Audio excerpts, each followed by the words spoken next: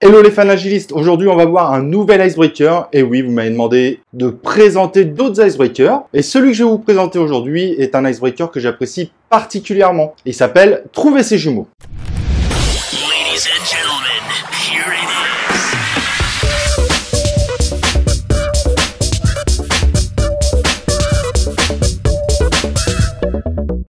Alors si jamais vous ne savez pas ce qu'est un icebreaker, je vous recommande d'aller voir notre vidéo sur le sujet. Et d'ailleurs, en plus de la définition, il vous proposera un icebreaker plutôt sympa qui s'appelle De vérité, un mensonge. Allez vite le voir. Et donc cet icebreaker va pas vous demander beaucoup de matériel. C'est ça qui est très intéressant. C'est que si jamais vous avez besoin d'un icebreaker à la dernière minute, eh ben vous pouvez le faire directement. Donc il vous suffira d'avoir des petits morceaux de papier ou de prendre une feuille A4 et de la découper tout simplement. Et vous allez noter des noms d'animaux sur ces bouts de papier.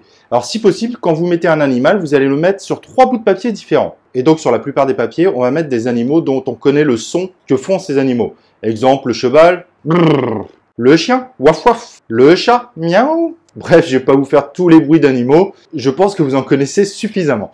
Et par contre, dedans, on va essayer de mettre des choses un peu plus complexes. Et oui, c'est ça qui apporte un peu de fun. C'est ça l'intérêt aussi d'un icebreaker, c'est d'apporter du fun.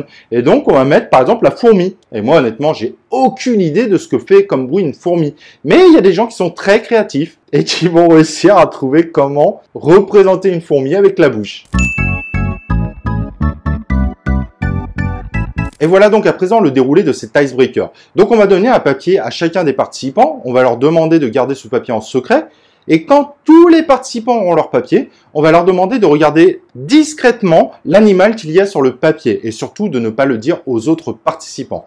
Et à ce moment-là, on va leur demander de mettre la main devant les yeux, donc attention, le but c'est pas d'avoir des accidents, donc on va quand même laisser les gens pouvoir regarder leurs pieds, et on va leur dire justement d'avancer, les yeux fermés, en faisant le bruit de leur animal. Et ils vont essayer de retrouver les deux autres personnes qui ont le même animal. Et tout cela doit se faire qu'avec le bruit qu'on réalise avec sa bouche. Donc pas de parole, mais uniquement le bruit de l'animal. Alors pour faire cet icebreaker, je vous recommande quand même d'avoir au moins 12 participants, de façon à avoir assez d'animaux, parce que l'intérêt aussi de cet icebreaker, c'est qu'il y ait des bruits qui viennent de partout et que ça soit compliqué du coup de trouver les autres participants qui ont le même animal que vous. Et donc comme vous voyez, cet icebreaker n'est pas plus compliqué que ça, il apporte beaucoup de fun, et quand le trinôme arrive à se retrouver, on demande aux gens de parler ensemble et de faire connaissance. Parce que c'est aussi ça l'intérêt d'un icebreaker, c'est d'amener une bonne ambiance pour bien commencer un workshop, une réunion ou une formation, et en même temps c'est de proposer aux participants de faire un petit peu connaissance entre eux. Alors quand il y a vraiment beaucoup de monde, moi je m'amuse parfois à rajouter un papier avec un seul animal, mais évidemment je le dis pas aux participants, et normalement celui-ci ne trouvera jamais personne,